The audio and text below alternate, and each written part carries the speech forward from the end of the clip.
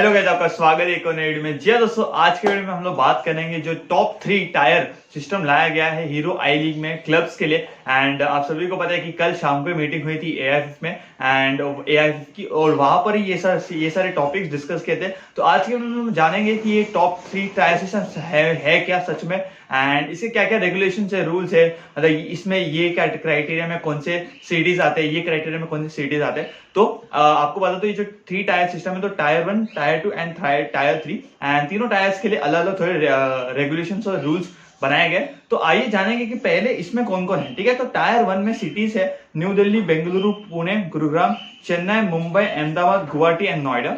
Tyre 2 के लिए tyre 2 में आते हैं रांची, ईटानगर, जलंधर, लुधियाना, फगवाड़ा, फिर कोयम्बटूर, मंजेरी, तिरुवनंतपुरम, भोपाल एंड शिलोंग। टायर 3 पे आते हैं villages under control of panchayat who have facilities. ठीक है, तो ये 3 टायर्स हो चुके हैं। ठीक है, अभी हम लोग बात करेंगे कि भाई उनको पैसा कितना चाहिए रहेगा या मिनिमम फाइनेंस कितना चाहिए रहेगा। ठीक है, तो बात करेंगे minimum bid value for potential clubs. तो अगर किसको आना है, किसको डायरेक्ट एंट्री चाहिए आई लीग में, तो उसके लिए पैसे को क्या है। ठीक है, तो टायर 1 के लिए बिड 5 करोड़ रहेगी, टायर 2 के लिए 2.5 करोड़ रहेगी और टायर 3 के लिए 1 करोड़ रहेगी। तो भाई समझो अगर एक इन्वेस्टर्स है, उनको नई टीम लानी है, तो उनका बिड कम से कम तो भाई 5 करोड़ उससे ज्यादा होना चाहिए। ठीक है, 5 करोड़ टायर 1 के लिए, अगर वो टायर 1 की सिटी से आता है, तो उसका बिड कम से कम 5 करोड़ रहना चाहिए। टायर 2 से आता है तो 2.5 रहना चाहिए करोड़, और टायर 3 से जो कि विलेजेस अंडर पंचायत, तो उसका 1 करोड़। तो जैसे जैसे नीचे जा रहे हैं तो वैसे ही बोल सकते कि पैसे का वैल्यू थोड़ा कम हो रहा है। ठीक है, और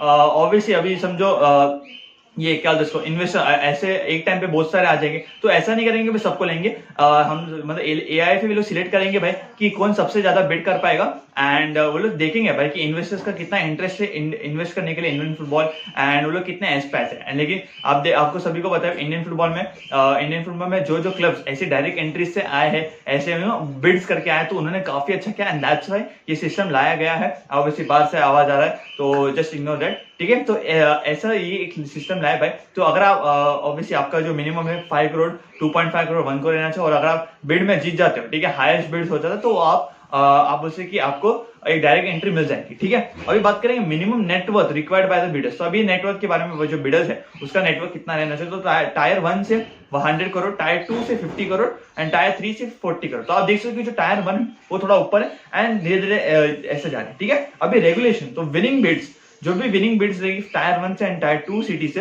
will have relegation immunity for 2 seasons, while the same for from tyre 3 cities will be for 1 season. तो ये मैंने जब भी पढ़ा था, ऑब्वियसली मुझे भी कंफ्यूजन हुआ था, लेकिन भाई इसका ये कहना है कि जो टायर 1 और टायर 2 से जो सिटीज रहेंगे ना, जैसी एंट्री किए तो उनको 2 साल, मतलब अगर वो लोग 2 साल तक का लास्ट में फिनिश करेंगे ना, तो वो लोग रेलिगेशन नहीं रहेंगे। ठीक है, आप सभी को पता है भाई कि रेलिगेशन स्टार्ट हो चुका है। तो दिल्ली एफसी एंड कैंकरा एफसी जो हीरो आई लीग है, तो उसमें से अभी हीरो सेकंड डिवीजन में आएगी, एंड हीरो सेकंड डिवीजन जो लीग है अभी जो फाइनल राउंड चल रहा है, उसमें से 2 टीम्स ऊपर जाएंगी। ठीक है, तो ये जो नई सिटीज आएंगी, ठीक है, नई सिटीज आएंगी थ्रू बिडिंग। तो अगर ये लोग 2 साल तक, टायर 1 और टायर 2 की सिटीज 2 साल तक अगर मतलब रेलिगेशन जोन पे फिनिश करती है, तो उनको रेलिगेट नहीं किया जाएगा। And same goes with tyre 3 के लिए सिर्फ 1 साल है। ठीक है, टायर 3 के लिए सिर्फ 1 साल है, और टायर 2 और टायर 1 के लिए 2 साल है। ठीक है, तो ये तो हो चुका है। और एआईएफएफ का ये भी एम है कि 2026 तक 14 टीम्स हो जाने चाहिए आई लीग में। लेकिन इसका मतलब ये नहीं है कि भाई हम लोग को अगर टीम्स बढ़ानी है तो इसलिए हम लोग फटाफट किसको भी ले रहे हो, भाई तू भी आ जा। पर वो लोग देखेंगे, जैसे कि मैंने बोला, वो लोग देखेंगे भाई कि इन्वेस्टर्स, ये जो क्लब है सही से देखेंगे भाई कि हाँ ये एस्पेक्ट इनका बराबर है, इनका इंटरेस्ट है भाई इंडियन फुटबॉल पे। ये लोग मतलब बोल सकते क्या, जस्ट मतलब पैसा लगा रहे, ऐसा नहीं है भाई, उनका सच में इंटरेस्ट है इंडियन फुटबॉल में, तो उसके वजह से करेंगे। एंड फॉरेन प्लेयर्स के ऊपर बात की भाई, तो अगर समझो एक क्लब है तो वो कम से कम उनके स्क्वाड के लिए वो 5 फॉरेन प्लेयर्स रजिस्टर कर सकता है, एंड उसमें से 3 ही सिर्फ प्लेइंग 11 में खेल सकते हैं। ठीक है, 3 ही प्लेइंग 11 में खेल सकते हैं, एंड यहाँ पर एशियन कोटा नहीं होगा। ठीक है, पहले एशियन कोटा होता था, बट यहाँ पर अभी एशियन कोटा मैंडेटरी नहीं, आपको करना तो कर सकते हैं, वरना नहीं भी कर सकते। ठीक है, और इन्होंने ये भी बोला भाई कि जो स्क्वाड में जो 5 प्लेयर्स रहेंगे, ठीक है, स्क्वाड में या तो प्लेइंग 11 में, ठीक है, जो 5 प्लेयर्स रहेंगे ना, तो वो अंडर 22 के रहने चाहिए। जैसे कि 1 जनवरी 2002 पे बॉर्न हुए या तो उसके बाद से। ठीक है, तो अंडर 22 के प्लेयर्स होने चाहिए 5 वो। एंड क्योंकि ये स्टेप्स क्यों लिया गया, क्योंकि भाई ऑब्वियसली जब भी हम लोग ये लीग्स आप एक टॉप टायर लेके आ रहे हो, टॉप टायर सिस्टम लेके आ रहे हो, क्योंकि हमें यूथ हमें जो डेवलपमेंट करना है यूथ टैलेंट्स का, and that's why this is very important. और अगर आप मेरे पूछोगे, ठीक है, मेरा पर्सनल ओपिनियन पूछोगे, तो भाई मुझे काफी अच्छे स्टेप्स लगा भाई, क्योंकि जैसे कि मैंने बोला है, ठीक है, मार्कस ने बोला था कि जो बाहर अगर आप यूरोपियन फुटबॉल में देखोगे तो ये ऐसा सिस्टम नहीं है कि भाई बिडिंग नहीं है, लेकिन इंडिया में ये क्यों होता है, क्योंकि जो पास्ट में भी ना पहले भी ऐसे बहुत बार हुआ है कि भाई थ्रू बिडिंग एक डायरेक्ट एंट्री मिल चुकी है आई लीग में, ठीक है, एंड उन्होंने काफी अच्छा किया, एंड दैट्स व्हाई ये सिस्टम लाया गया।